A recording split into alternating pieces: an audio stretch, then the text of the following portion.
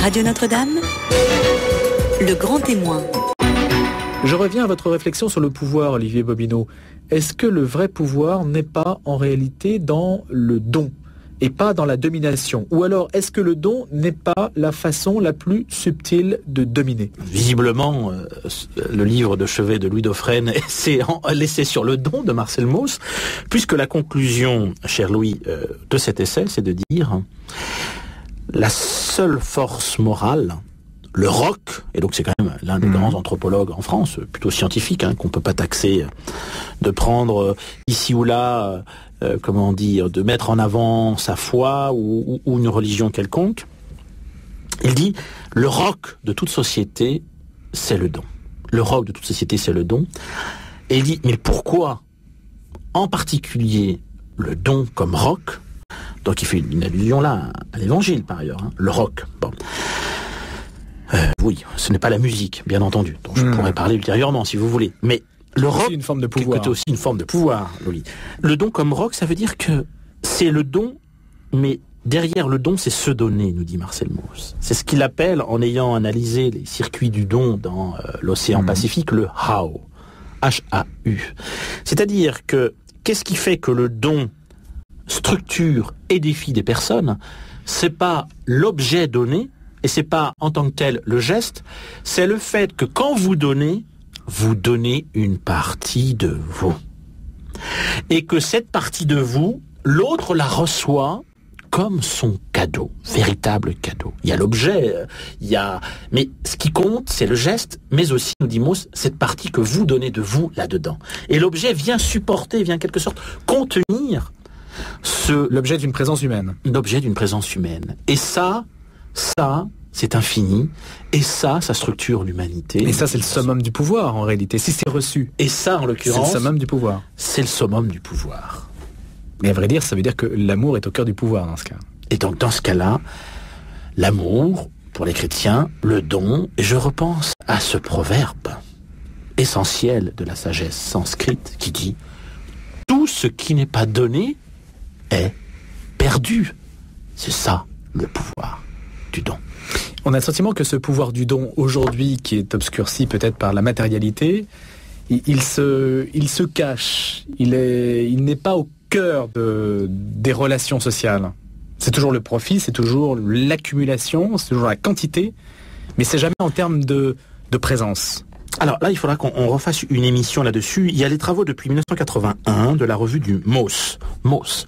Alors, à la fois, c'est un hommage à Marcel Mauss, l'anthropologue que j'évoquais à l'instant, auteur de l'essai sur le don de 1924-1925.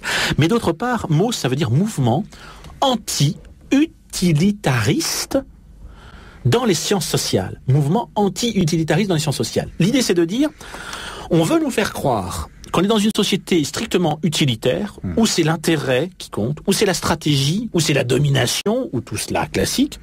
C'est pas complètement faux, mais nous disent tous les travaux des sociologues, de la revue du Mauss, des anthropologues, des économistes. Ils nous disent, attendez, on va regarder l'humanitaire. Bien. On va regarder le don du sang. Bien, on va regarder le lien entre les générations, grands-parents, petits-enfants. On va regarder le lien social, et vous savez quoi? On va regarder ce qui se passe dans les entreprises. On s'aperçoit qu'il n'y a d'entreprises aujourd'hui qui ne tiennent qu'à une seule condition. Donc là, il y a les travaux de sociologues, je pourrais y revenir. Voilà, enfin bon, peu importe les noms, on les développera ultérieurement sans doute, mais le don au travail, c'est-à-dire la manière d'investir, par exemple, quand vous êtes à un guichet. Bon. La manière que vous avez d'accueillir le client, l'usager. La manière, quand vous êtes dans une entreprise industrielle, de produire, d'y mettre du vôtre. La présence à des réunions. La présence dans des rencontres d'évaluation. La qualité relationnelle. Ce que vous allez mettre de vous, on s'aperçoit que ça, c'est sans commune mesure avec tout ce qu'on attend du salarié. Et que tous ces dons qui n'ont l'air de rien font le lien et font la communauté salariée, font la communauté de l'entreprise. Et que l'ensemble de ces dons ne peuvent être accumulés, mais que si à un moment donné, ils ne sont pas reconnus, c'est l'entreprise qui est en danger. Alors c'est toute la question, la reconnaissance du don. La reconnaissance du don. Mais comment le reconnaître ? Est-ce qu'il faut le rémunérer ? C'est tout le débat qu'on a eu dans l'économie sociale et l'économie solidaire. Rémunération du bénévolat ? C'est une vraie question. Et en effet, je pense que le bénévolat, en tant que tel, ne peut faire l'objet d'une rémunération. Mais on appelle dans ce cas-là un travail. Et là, il doit être rémunéré. Pourquoi ? Parce que si on fait une confusion de frontières entre le don et le travail, c'est l'ensemble du roc de la société qui est menacé. Et là, on rentre dans un utilitarisme forcené. C'est-à-dire qu'à un moment donné, c'est toute la relation de personne à personne. Comme le disait Luc Boltanski, un sociologue qui a travaillé sur l'amour, ou à la suite de Mauss, c'est tout le fondamental lien qui est fondé sur l'altérité, qui est fondé sur la liberté, mais aussi l'intérêt pour soi, mais aussi l'intérêt pour autrui, mais aussi l'obligation. Voilà ce que renferme le don. C'est une relation complexe qui est une hybridation de 4 relations fondamentales et de 4 grands concepts de la philosophie. Liberté d'un côté, mais en même temps obligation. Intérêt pour soi, mais en même temps intérêt pour autrui. Voilà toute la complexité de la relation du don. Et vous le voyez bien d'ailleurs, je vais vous donner un exemple pour bien comprendre ce que ça veut dire que le don. Et il faut les 4.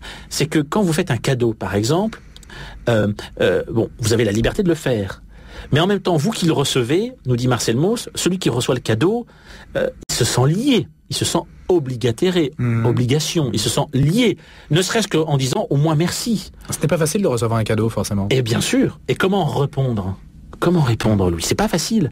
Donc à la fois il y a de la liberté, mais en même temps il y a de l'obligation, au sens étymologique, c'est-à-dire il y a du lien. C'est-à-dire que la prochaine fois que vous verrez cette personne, vous lui ferez un cadeau, si vous êtes invité chez lui. Bon. Mais en même temps, il y a de l'intérêt pour soi. C'est-à-dire quand vous faites un cadeau, vous voulez vous faire plaisir, mais vous faites aussi plaisir à l'autre. C'est tout ça le don. On en voit bien pourquoi c'est une relation si fondamentale à l'homme, parce qu'elle correspond à l'homme dans toute sa complexité. Liberté, obligation, mais en même temps, intérêt pour soi, intérêt pour autrui. C'est ce qu'on appelle la tétralogie, les 4 grandes dimensions du don, mises en évidence par Marcel Mauss et récemment mises en valeur par le sociologue et économiste Alain Caillé. Je vais vous reprendre la phrase d'Henri Desroches dans Sociologie de l'espérance, un livre publié chez Kalman-Levy en 1970 ou 71. Desroches dit par rapport à l'espérance, y compris l'espérance du pouvoir qu'ont certains comme pouvoir comme service, ou le pouvoir de l'amour, le pouvoir du don. Il dit « Aucune caravane n'a atteint de mirage, mais il faut toujours des mirages pour faire démarrer la caravane. Et je pense qu'il faut toujours l'horizon de l'amour et de hors mesure pour faire avancer et pourquoi pas grandir l'homme. » Merci beaucoup Olivier Bobineau pour ce lundi de Pentecôte orienté autour des questions liées à l'esprit bien sûr. Puis on a dérivé, on est parti de sexe et argent, on est arrivé au don. Au don, c'est quand même étonnant. Merci beaucoup. Bonne Pentecôte à vous tous. Et bonne journée.